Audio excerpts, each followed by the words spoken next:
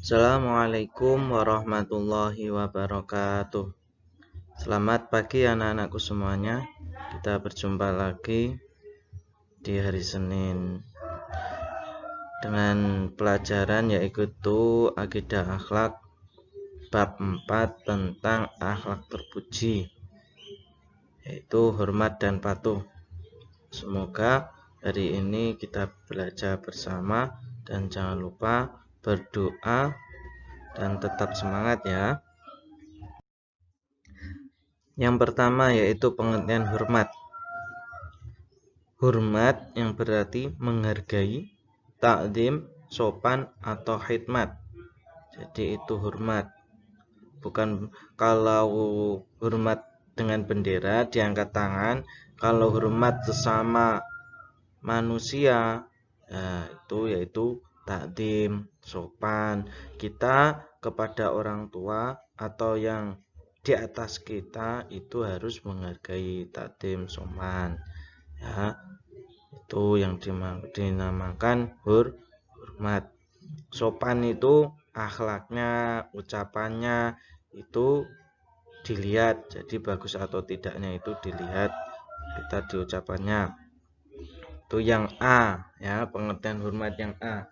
Dengan yang B, perbuatan yang menandakan rasa khidmat atau takzim. Nah, itu yang nomor 2.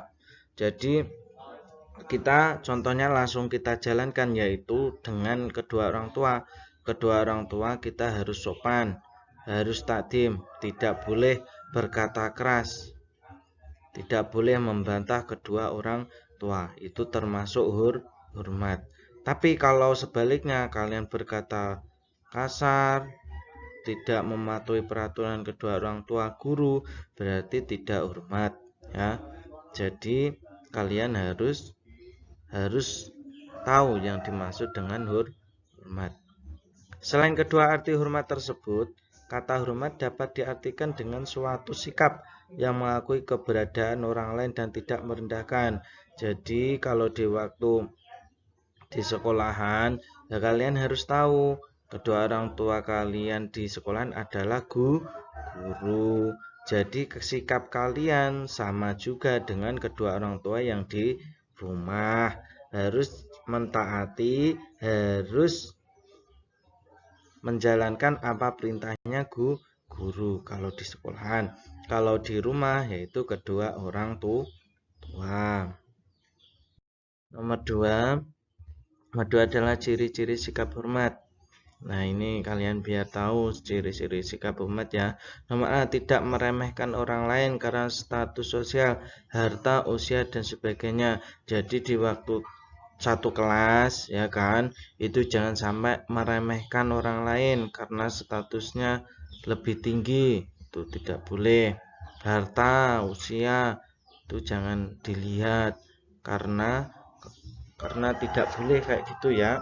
Tidak boleh meremehkan orang lain. Jadi semuanya sama. Nomor B, menerima nasihat dan saran dari siapa saja. Jadi kita sebagai makhluk sosial, makhluk nama itu masyarakat ya kan. Nah, itu kita harus siap menerima nasihat dan saran dari orang lain atau siapa saja untuk kebaikan kita ke depannya. Yang C, tidak memaksakan kehendak. Jadi suatu kita mempunyai keinginan, dilarang sama guru, dilarang sama orang tua, itu harus mengerti sikon dan kondisinya. Jangan sampai memaksakan kehendak, tidak boleh. Nomor D, tidak merasa paling benar. Jadi di waktu kita tentang mengajar atau di mana saja itu jangan merasa paling benar, karena di atas langit itu masih ada langit. Jadi bukan berarti kita yang paling pintar, tapi di atasnya ada yang paling pintar juga. Karena itu jangan merasa paling benar. Yang terakhir yang E, tidak menggurui apalagi kepada yang lebih tua. Nah, jadi tidak hormat ya. Berarti tidak boleh menggurui apalagi kepada orang tua atau di atas kita, itu tidak boleh menggurui. Nah, sedangkan tadi tentang hormat ya, penjelasan tentang hormat. Sekarang kita pelajari tentang pengertian patuh. Menurut bahasa Indonesia adalah menurut aturan atau perintah, peraturan hukum, taat dan tidak membantah. Jadi itu yang dimaksud dengan patuh ya. Patuh itu taat, tidak membantah, menurut. Nah, menurut aturan itu yang namanya patuh. Patuh sebagai pengertian juga ini ada contohnya. Yang nomor A, sebagai orang muslim contohnya mentaati Allah dan Rasulnya atas segalanya. Jadi perintahnya Allah itu yang namanya mentaati perintah Allah yaitu menjalankan perintahnya dan menjauhi larangannya, itu menaati Allah. Kalau Rasulnya menjalankan perintahnya juga ya, sama menjalankan sunnah-sunnahnya Rasulnya. Itu yang pertama. Yang kedua, sebagai anggota keluarga ya harus menjalankan kewajibannya sebagai orang tua atau sebagai anak. Jadi kalau di keluarga, kedua orang tua adalah sebagai tulang rusuknya. Jadi harus mencarikan nafkah, mencarikan kehidupan sebagai anak-anaknya. Sedangkan anaknya ya harus taat dan patuh kepada kedua orang tua, harus membantu kedua orang tua. Itu sikapnya sebagai anggota keluarga.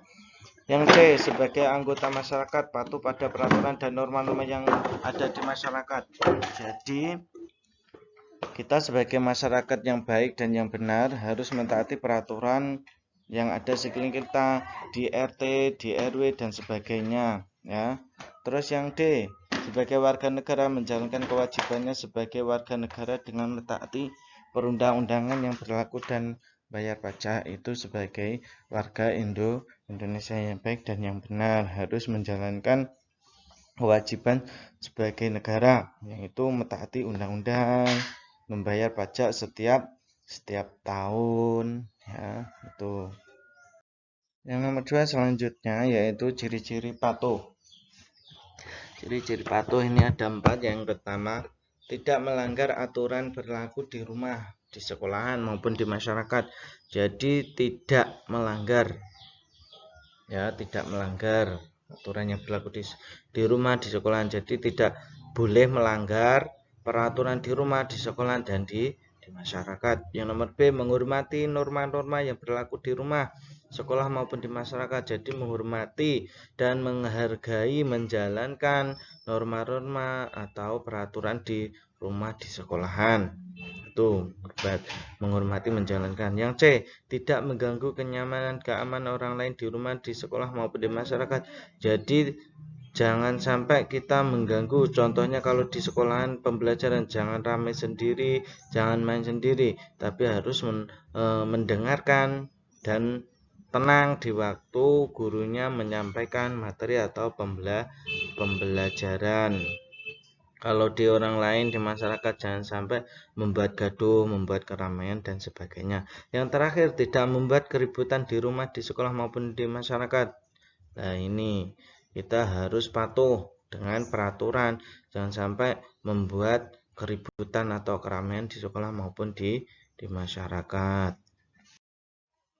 Ya, itu tadi menerangkan tentang hormat dan patuh.